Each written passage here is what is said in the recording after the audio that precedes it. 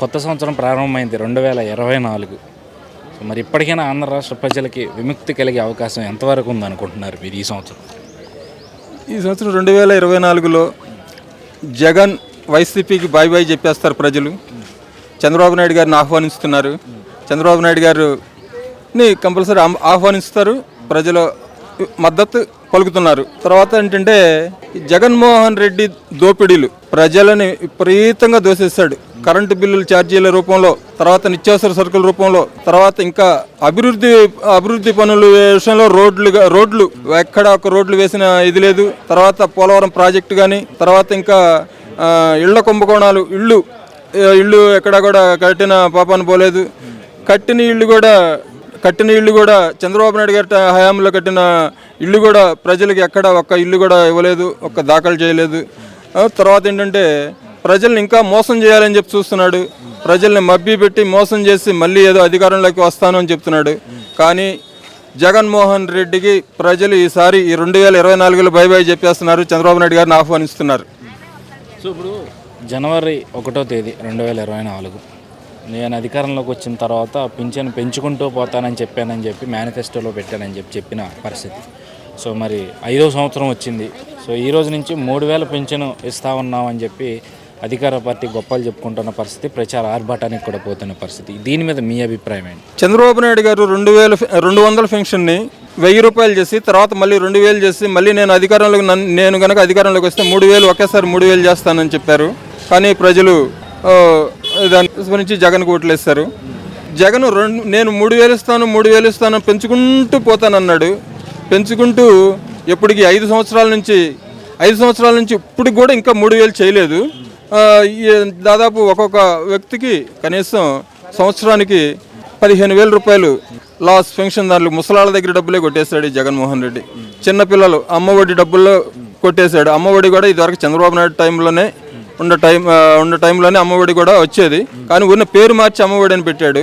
చిన్నపిల్లల దగ్గర నుంచి పెద్ద 60-70 ఏళ్ల ముసలాళ్ళ వరకు డబ్బులు కూడా కొట్టేసిన వ్యక్తి ఎవరు అంటే ఈ జగన్మోహన్ రెడ్డి. సో అంటే 1వ తేదీ వచ్చింది. ఈరోజు ప్రభుత్వ ఉద్యోగులు ప్రధానంగా అంగన్వాడీలు కావచ్చు, కాంట్రాక్ట్ వర్కర్లు కావచ్చు, రేపొమ్మప్పుడు టీచర్లు కూడా రోడ్డెక్కుతున్న పరిస్థితి. కొత్త సంవత్సరం కూడా ఈరోజు ఉద్యమాంధ్రప్రదేశ్ అని మిగిలిపోవడానికి కారణం ఏంటంటే, ఇప్పుడు అంగన్వాడీ వర్కర్స్కి తెలుగుదేశం హయాంలో 6,000 7,000 ఉండ శాలరీలు చంద్రబాబు నాయుడు గారు ఒకేసారి 3,000 పెంచి 3,500 దాదాపు పెంచి 10,500 11,000 చిల్లర చంద్రబాబు నాయుడు గారి టైంలో ఇచ్చారు. ఈయన నేను పెంచేస్తాను, మీకు 20,000 చేసేస్తాను, 15,000 చేస్తాను, అది చేస్తాను ఇది చేస్తానని చెప్పి ఒక్క రూపాయి పెంచలేదు. ఇవాళ అంగన్వాడీలు కానీ ఆశా వర్కర్లు వీళ్ళంతా వర్కర్స్ మొత్తం అంతవరకు జీతాలు పెంచిన ఇది లేదు. పాపం వాళ్ళ అవస్థలు చూస్తుంటే పాపం అనిపిస్తుంది. కానీ జగన్మోహన్ రెడ్డి మాత్రం వాళ్ళ ఇంకా తిరిగి కూడా చూడు. వాళ్ళ ఇంకా అప్పుడు మాత్రం బాగా ముద్దులు పెట్టుకున్నాడు. నెత్తి మీద ముద్దు పెట్టాడు, బుగ్గల మీద ముద్దు పెట్టాడు, ఎక్కడ పడితే అక్కడే ముద్దులు పెట్టాడు. కానీ ఇప్పుడు అసలు వాళ్ళ ముఖం కూడా చూడట్లా. కానీ ఇప్పుడు ఆ ప్రజలు కూడా మొత్తం అందరూ కూడా అర్థం చేసుకుంటున్నారని తెలుగుదేశం పార్టీ మేము అనుకుంటున్నాం. సో ఎన్నికలు దగ్గరికి వస్తూ ఉన్నాయి.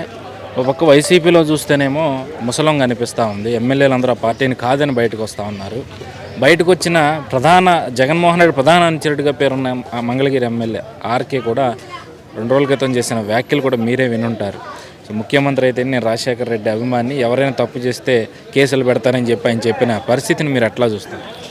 ఇప్పుడు జగన్మోహన్ రెడ్డి పరిస్థితి, వైసీపీ పార్టీ పరిస్థితి ఎలా ఉంటుందంటే 151 మంది గెలుస్తారు. పాపం మనం ఏదో 10 సంవత్సరాలు 30 సంవత్సరాలు పరిపాలించుదాం అనుకున్నాడు ఈ జగన్మోహన్ రెడ్డి. కానీ వీళ్ళందరినీ ఎమ్మెల్యేలని కానీ ఎంపీలని కానీ ఆఖరికి తల్లిని చెల్లిని ఎవరిని వదలని వ్యక్తి ఎవరన్నా ఉన్నారు అంటే ఈ జగన్మోహన్ రెడ్డి.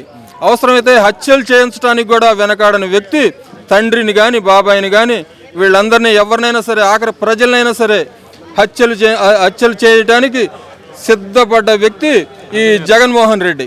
మరి ఏంటి ఎంతవరకు ఇంకా 3 నెలలు కూడా సమయం లేదు. చంద్రబాబు నాయుడు గారు అన్నట్టు 100 రోజుల కన్నా కూడా రేపు ఫిబ్రవరిలోనే నోటిఫికేషన్ వచ్చే అవకాశాలు కనిపిస్తూ ఉన్న పరిస్థితి. మరి ప్రజలు ఎంతవరకు మార్పు దిశగా పయనిస్తారు అనుకుంటున్నారు కొత్త సంవత్సరం? తెలుగుదేశం పార్టీ పరంగా ప్రజలందరూ చైతన్యవంతులయ్యారు అనుకుంటున్నాము.